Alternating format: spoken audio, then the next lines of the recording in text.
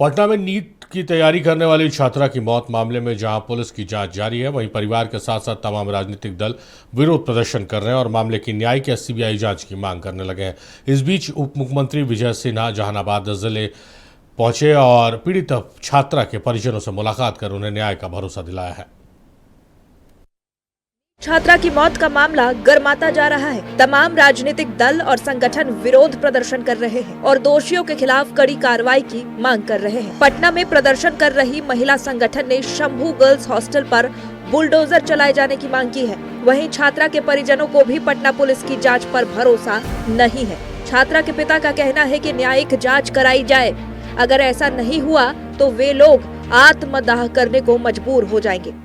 हम तो मांग कर रहे हैं कि न्यायिक जांच हो, सुप्रीम कोर्ट या हाई कोर्ट के वर्तमान न्यायाधीश देख रेख में। अगर न्याय नहीं मिलेगा तो हम लोग आत्मदाह करने का प्रयास करेंगे। हमें आशा है कि न्याय दिया जाए। जब तक नहीं मिलेगा न्याय तब तक तो समझो कि जांच प्रक्रिया बाधित है। वो तो सारे लोग देख रहे हैं, सारे मीडिया कर्मी देख रहे हैं, ये सच्चाई है। तो दोषी तो पहले से मैं कह रहा हूँ कि हॉस्टल वाले है, हॉस्पिटल वाले से मिली भगत से, तो इससे जो थाना प्रभारी की मिली भगत से मांग है कि ये शंभू हॉस्टल को बुलडोजर से ढहा जाए, ताकि जितने भी बहसी दरिंदे हैं जो बेटियों का सम्मान हनन करते हैं उनका डर पैदा हो, और दूसरा पूरे अपराधी के अरेस्टिंग और फांसी की सजा। बिल्कुल धरने पर बैठ गए क्योंकि अभी तक सील नहीं हुआ है।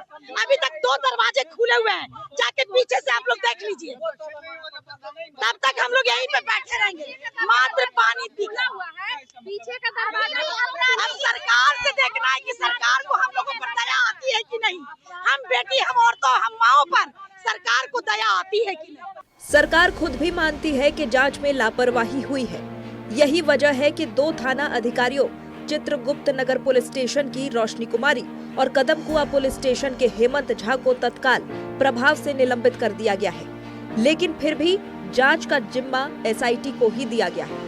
ऐसे में सरकार पर मामले की लीपापोती का आरोप लगा है। इस मामले में जमकर राजनीति भी शुरू हो गई है। राष्ट्रीय जनता दल की सांसद मीसा भारती ने मामले को संसद में उठाने का आश्वासन दिया है, तो सांसद संजय यादव ने हॉस्टलों की सुरक्षा से लेकर पुलिस की कार्य प्रणाली पर भी गंभीर सवाल उठाए। और ये कोई पहली घटना नहीं है। आप पिछले 10-12 दिनों में देखें तो लड़कियों के साथ, महिलाओं के साथ 5-6 घटना इस तरह की देखने को आई है, अलग अलग जिलों से आई है। तो कार्रवाई होनी चाहिए। और अब तो सरकार डबल इंजन की सरकार है। आप यही खौफ दिखा के आए हैं कि राष्ट्रीय जनता दल आ जाएगा तो इस तरह की घटनाएं होगी, और जब से ये सरकार में है तब से इसी तरह की घटनाएं देखने को आ रही है। कहीं भी गोली मार दी जाती है किसी को, अपराध बढ़ा हुआ है। क्राइम रिकॉर्ड ब्यूरो के आंकड़े हैं, उन पर बैठकर अब मनन करना चाहिए। जिस मशीनरी की बदौलत आप चुनाव प्रबंधन कर सकते हैं, तो आप अपराध प्रबंधन भी कर सकते हैं।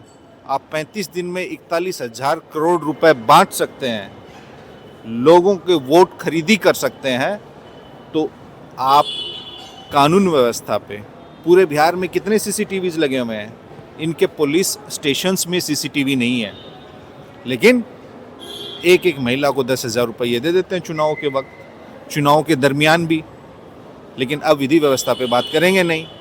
कितनी हमारी माँ, बहनें, बेटियाँ, माताओं के साथ यौन शोषण हो रहा है, अपराध हो रहा है, सामूहिक बलात्कार हो रहे हैं।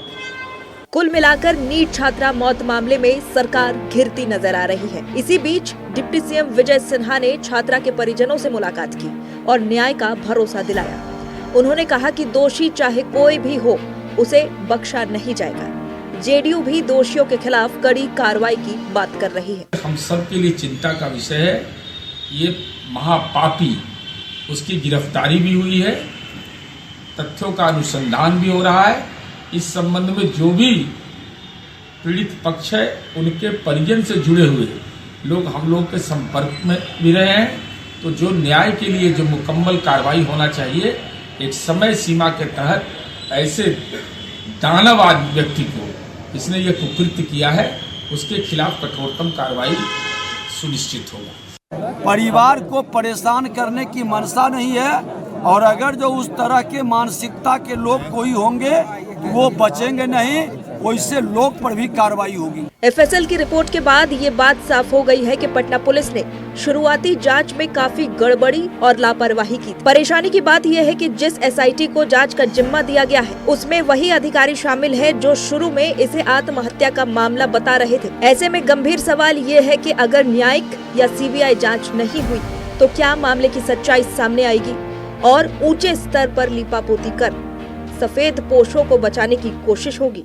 सरकार उच्च स्तरीय जांच के साथ साथ न्यायिक और सीबीआई जांच क्यों नहीं कर रही? परिवार वालों का ये सवाल निश्चित तौर पर बिहार की राजनीति में भी गूंज। देखना है सरकार का आगे क्या फैसला होगा। वीडियो जर्नलिस्ट मुकेश के साथ मरगूब आलम, नक्षत्र न्यूज पटना।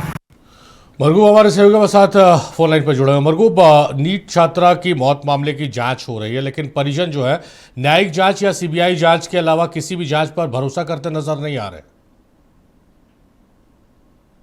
जी, आप पहले दिन से इस पूरे मामले को लेंगे तो पहले दिन के तीसरे दिन के बाद से जो एफआईआर दर्ज हुआ और उसके बाद से परिजन लगातार कर रहे हैं कि इस टीम पर हमें भरोसा नहीं, लगातार। अब इस पूरे मामले में उनका कहना है या तो सीबीआई जांच कराइए या न्यायिक जांच कराइए। विपक्ष ये सरकार से सवाल पूछ रहा है कि जिस व्यक्ति, जिस परिवार की लड़की की मौत हुई, अगर उसे इस टीम पर भरोसा नहीं है तो अगर आप किसी को बचा नहीं रहे हैं तो आप सीबीआई या न्यायिक जांच क्यों नहीं करा रहे? विपक्ष का यही कहना है और यही मामला गंभीर होता जा रहा है जी।